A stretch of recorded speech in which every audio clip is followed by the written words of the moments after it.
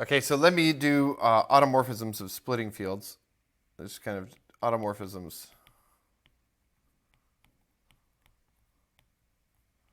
of splitting fields.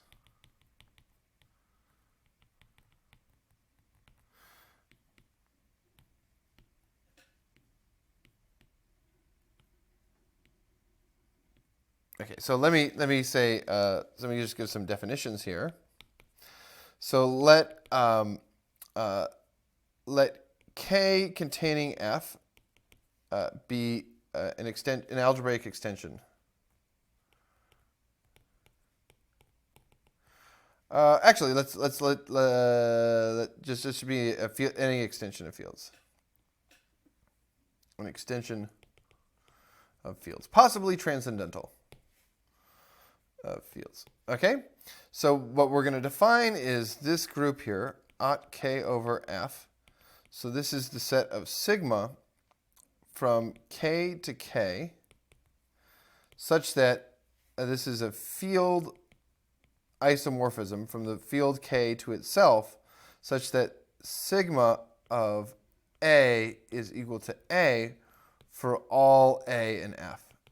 Okay, so this is these are the automorphisms. So this is some notation, automorphisms of F over, or of K over F. Over F. That's what we call this group. So this is an automorphism group, okay? And this is the group of symmetries of roots, right? So let me just give you an example. Okay, so if we do Q square root of 2, this is the splitting field of x squared minus 2. And here we have x minus square root of 2 and x plus square root of 2. And the automorphism group of Q square root of 2 over Q, this is a group generated by sigma, and sigma square root of 2 is minus square root of 2, and sigma of minus square root of 2 is square root of 2. And sigma squared is 1, so this thing is isomorphic to the cyclic group of order 2.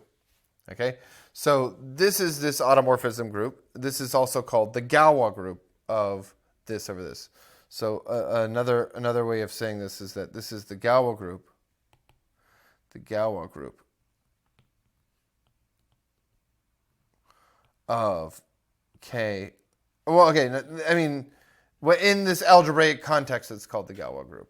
So when it's like this one's called the Galois group. This one could be something crazy. Okay? Galois groups are for algebraic things.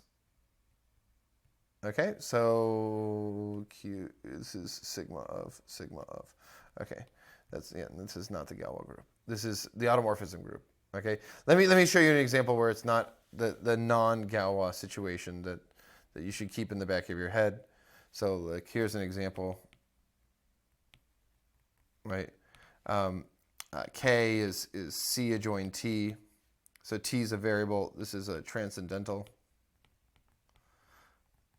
So just like a formal variable. F is C. And then so automorphism of K over F. So this thing contains things like sigma and sigma of T.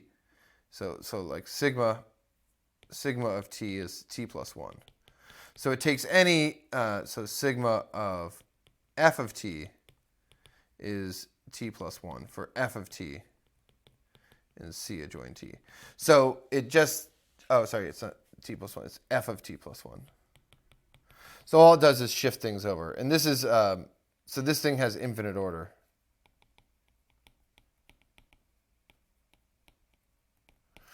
Okay, that's not what we're looking at, that I want to look at. I want to look at these algebraic things right now.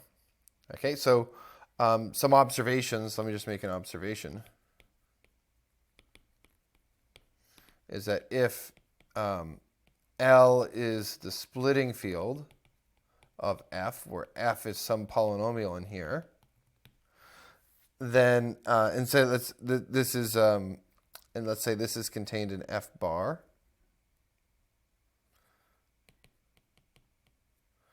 right, here. So let's write alpha f of x is equal to x minus alpha 1. So this is monic. X minus alpha 2. The only reason I'm doing monic is so that I don't have to write a coefficient here. Okay, x minus alpha d. Let's do it like this. Okay. Actually, I don't need a splitting field here. I don't even need a splitting field here. Okay, so let's just say, let K contain F be an extension of fields.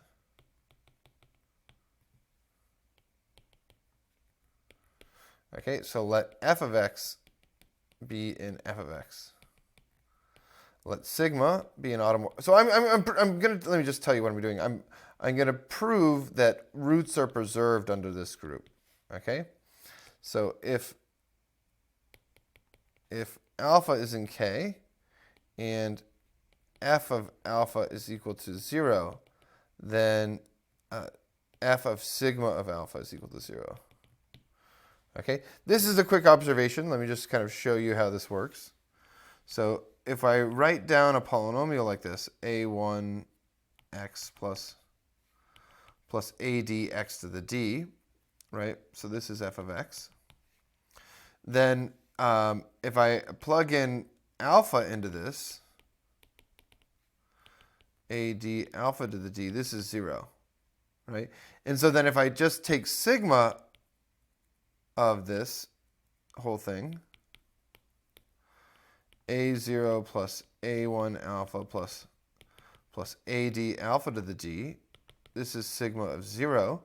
And so we just distributed, it's a ring homomorphism, it's a field homomorphism, field automorphism even, sigma of alpha, sigma of ad, sigma of alpha to the d. So we guess so 0 goes to 0, but I mean, I guess I don't need to say implies. This is equal to this, and yeah, this side is, let's just write it down properly. That's 0. And then all the coefficients, so since the AIs are in F, and we are looking, the definition says here, right, that these need to be fixed. Right, so we get to, oh, whoa. So these need to be fixed here, right? So this gives us a0 plus a1 sigma of alpha plus ad alpha to the d, okay? Sigma of alpha to the d. All right, and this is f of sigma of alpha. So, all right, so that gives us a proof that that the roots are preserved, okay, under any field automorphism that fixes the base. All right, so this tells us that there's some group that's acting that's symmetric on all of these things, on the roots. And what I want to tell you now is that this group acts transitively, right? In the algebraic situation, in the splitting field situation. So, in particular, let me say this is that all right. So I didn't like what I was going to say, so I'm going to say something else instead. So let me just give a quick little lemma.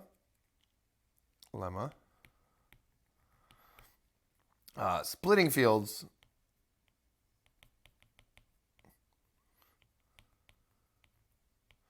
in algebraic closures are unique.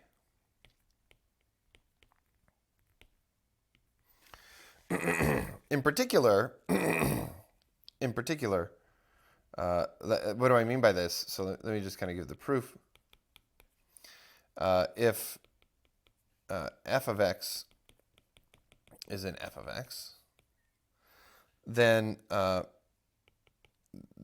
this field here, f adjoin, okay, and let's join all finite combinations of alphas in f bar, such that f of alpha is equal to 0 is equal to f adjoin alpha 1 to alpha d, where alpha 1, x minus alpha 1, x minus alpha 2, x minus alpha d is equal to f of x.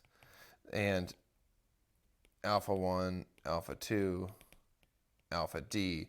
So these are elements of f bar. So what I'm saying is that you can't have crazy roots that aren't just these d roots. It's like you can't have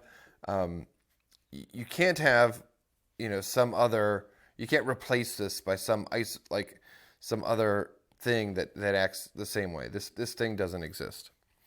How do you prove this? So the proof is the idea is that this fact, it's uniqueness, it's unique factorization, right? So the proof is this follows from unique factorization.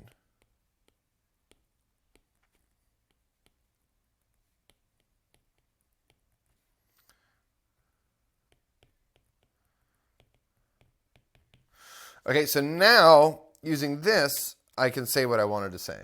Okay, so we have these two descriptions and they're the same. The two descriptions are this by adjoining roots and this adjoining all of the roots. Okay, so what I want to say now is that splitting fields, so let me give another lemma. So splitting fields are preserved by automorphisms. So splitting fields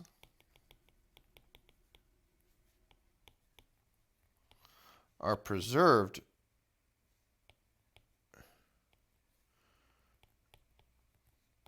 by out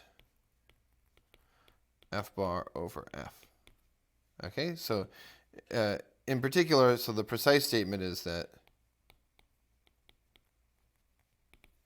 so if f of x is in f of x is irreducible, or it doesn't need to be irreducible, and L is the splitting field of f, then for all sigma in out f bar over f, we have sigma of L is contained in L. All right. So and so let me do the proof of this. So the proof is the proof is exactly this. So that or is it?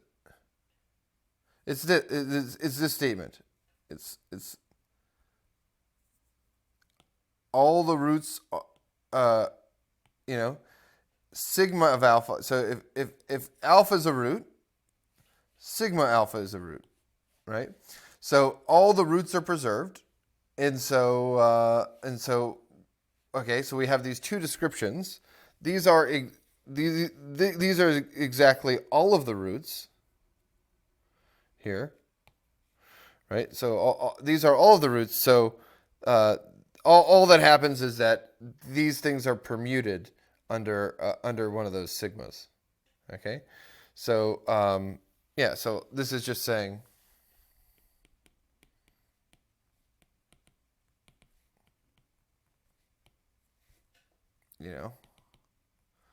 the alpha i's are permuted by sigma, and all the alpha in any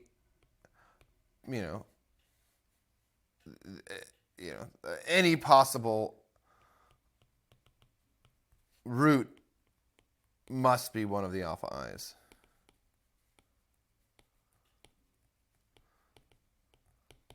Okay, so that's all there is to this. Okay, all right, and so let me now I'm gonna say something a little bit cooler.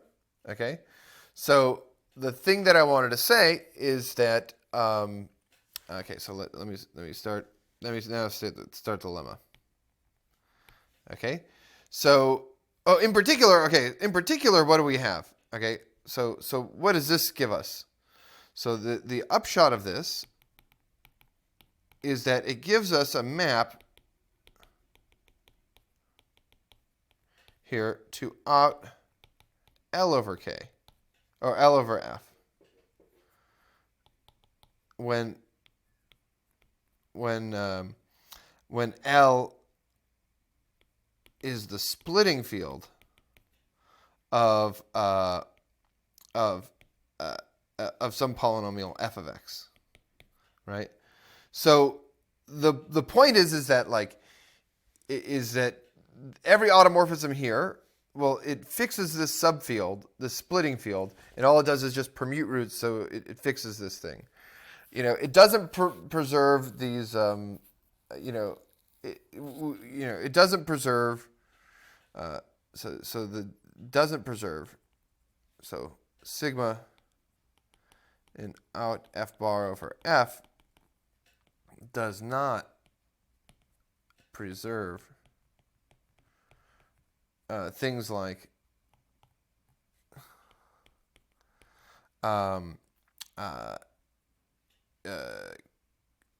f adjoin alpha for a single root alpha.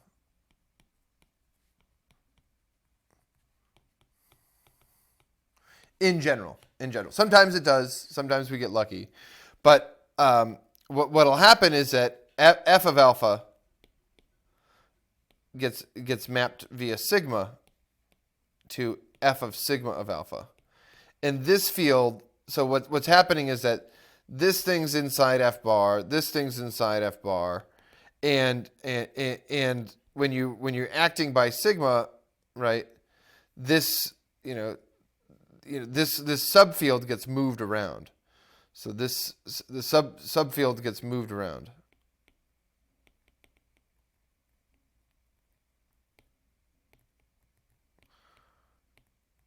Right?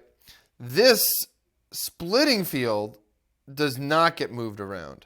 It's fixed, right? So, yeah. All right. Okay, so we have this group homomorphism from automorphisms of the big algebraic closure to the automorphism of the splitting field. And what else can we say about it? Well, we can say something else. So let me say something more about these automorphisms. So lemma.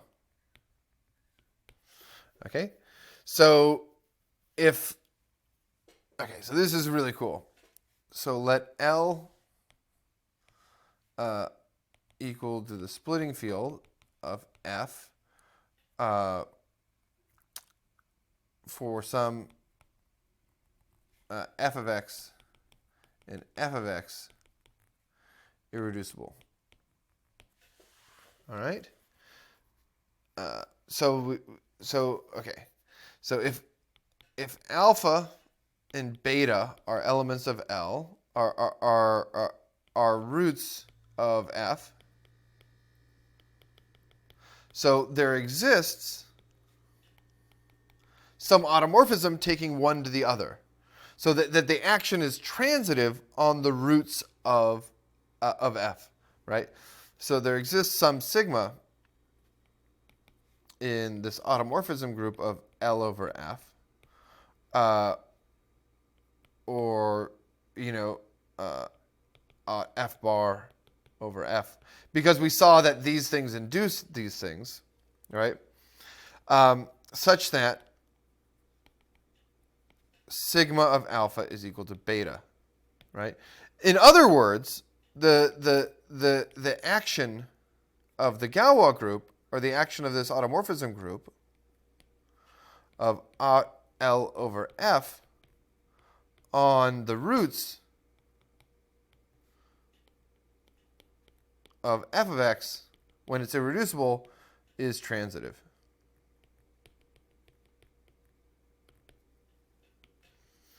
All right, so what's the proof of this? All right, so first of all, what's it saying? It's saying that, okay, we know the roots get moved around, but the roots get moved around in a maximal way. There's always going to be a way to move one root of your irreducible polynomial to another root. Okay, and what's the proof of this? So the proof is the following. Okay, so we apply the extension lemma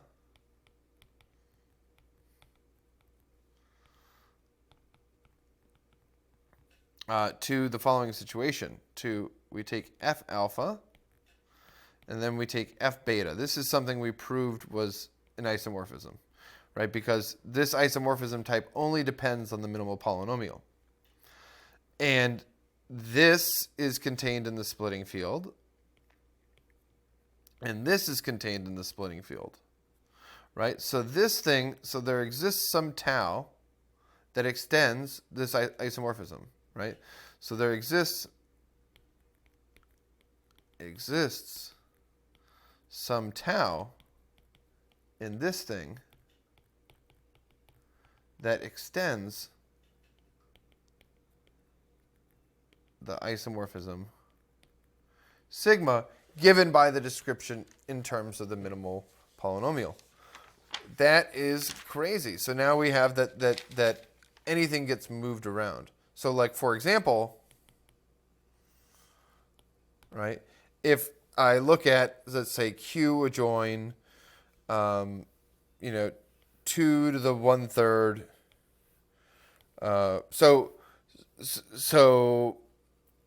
Let's look at, F is equal to split of x cubed minus 2. Okay, so, L is equal to this, right? So this is equal to, we saw from a previous computation, let's say inside this contains Q. Let's say this is over Q. We could do this with other fields, doesn't matter, but this is 2 to the 1/3 zeta, like this. Okay? Oh, sorry. Yeah, it does look like this. The roots of this are, 2 to the 1/3, the real root. We have so zeta here is e to the 2 pi I over 3. Okay? So we have zeta 2/3 like this, and we have zeta squared 2 to the 1/3. Okay, so these are the three roots of this polynomial. And so we can always, so there always exists field automorphisms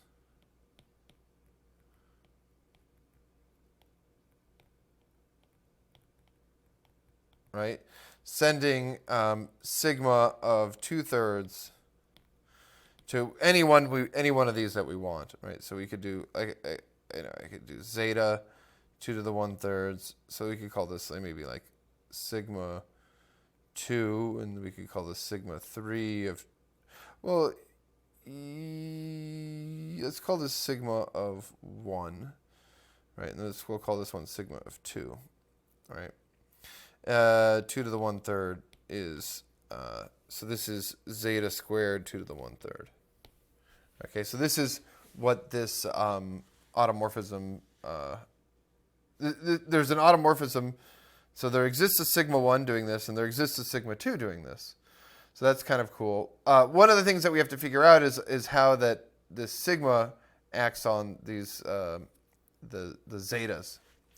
Okay, so yeah. So I think I'm gonna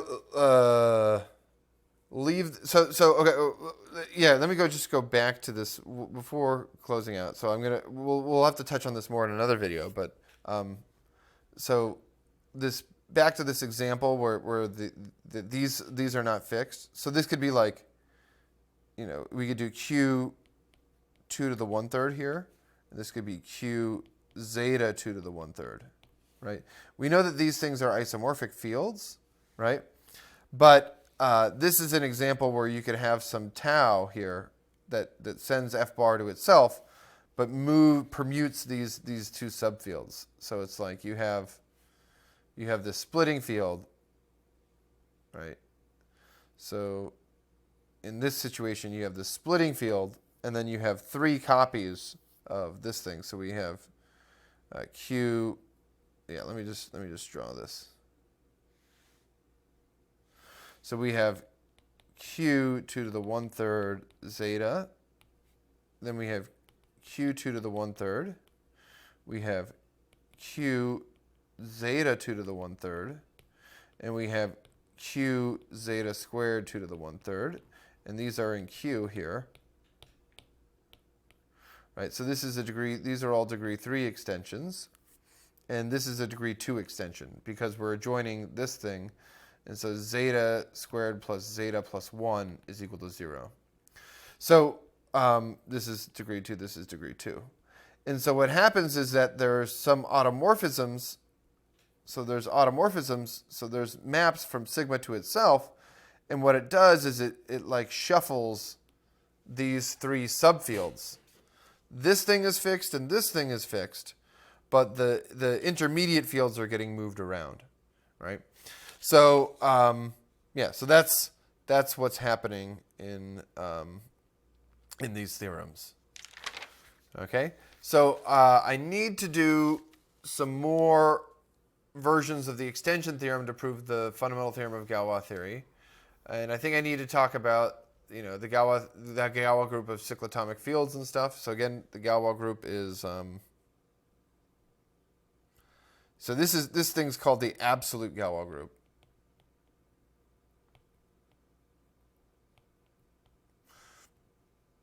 Of F, right? And then, where's aught L? So this thing is called the Galois group of L over F.